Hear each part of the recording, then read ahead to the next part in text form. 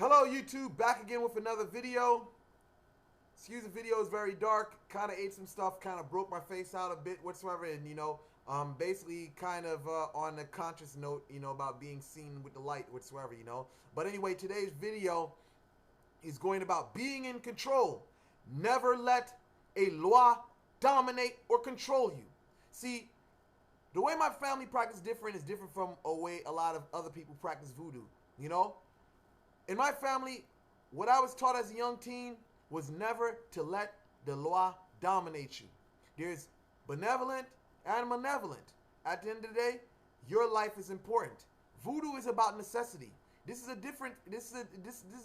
very different from a lot of traditions, especially Western traditions and Eastern traditions, because you can say that voodoo is not really a selfless religion that you find like in Buddhism, Hinduism, in Eastern religions whatsoever.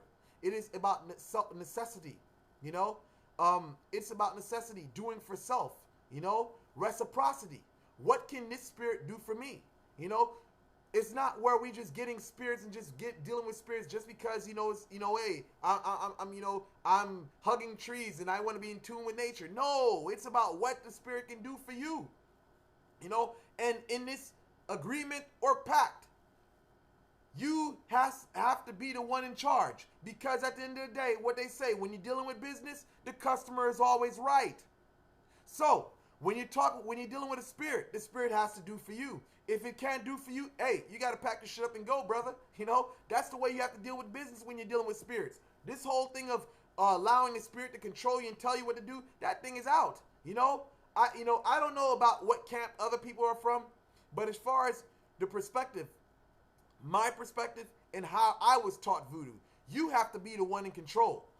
Let me explain why now. Why do you have to be in control? Because when you're dealing with spirits, their demands, depending on which one specifically. You have the malevolent and you have the benevolent. The benevolent one, they are right. But the malevolent ones, they may have things that are contrary. Their desires or their desires may go contrary to the society that you're living in.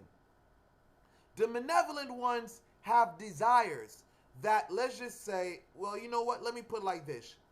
What they want, this is what a lot of Wugans and Mumbos do not tell people in a Western hemisphere, in a Western world, is that these spirits are very volatile, hot ones I'm talking about. They're very volatile and hostile and very violent. And what they want sometimes, maybe blood, alcohol, and maybe some other poisonous things whatsoever, or hot things whatsoever. Now, in voodoo, there's what you call the pitual spirits. Those spirits are very hot.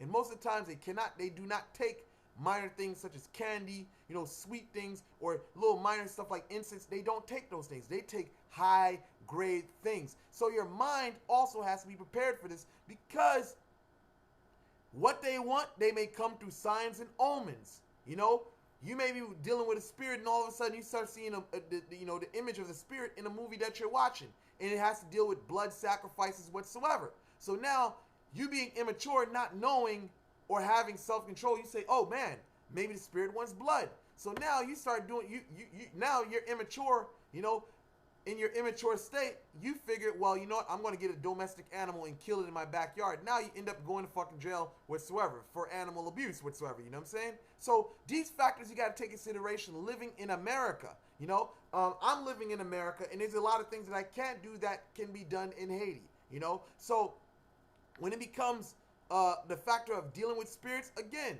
you have to be very strong-minded as well, and the one in control, because the thing is, their desires may be very evil, and if you're not strong enough, you'll give into it. Be like, you know what, the spirit told me to do this, the spirit told me to do that, the spirit wanted me to do this. No, that's not the way it works. You have a free will. If your will wasn't important, why did God give it to you? You were not put here to be a slave to anyone.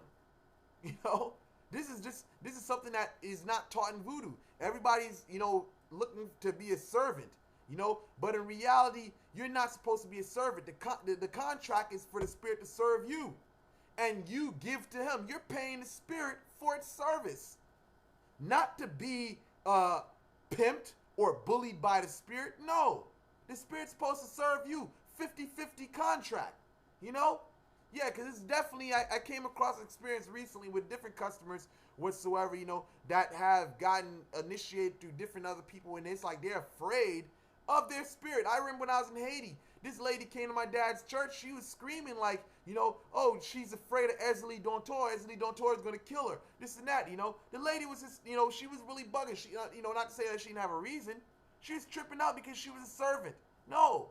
When you got the knowledge, when the spirit doesn't work with you or is not willing to do what you ask, or basically harmonious with your system or beliefs, that spirit has to go.